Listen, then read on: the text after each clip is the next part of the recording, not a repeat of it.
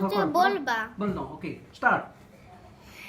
রাস্তায় সিঁড়িতে যেই সব কুকুর থাকে সেগুলাকে কেউ দেখে না কেন? এখন তুমি উত্তর দাও। ওকে, উত্তর দিচ্ছি।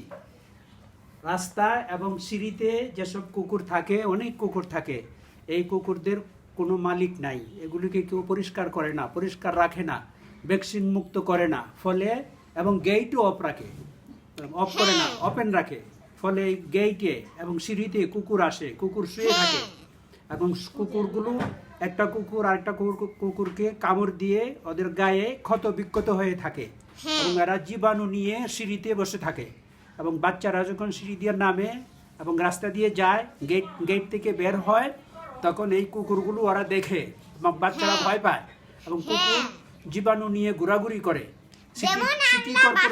সিটি কর্পোরেশনের উচিত এইসব কুকুরকে নিয়ে ভ্যাকসিন দিয়ে জীবাণু মুক্ত করা এবং মহল্লাবাসী সকলের উচিত এইসব কুকুরদেরকে তাড়িয়ে দেওয়া কিংবা পশু হাসপাতালে নিয়ে ওদেরকে ভ্যাকসিন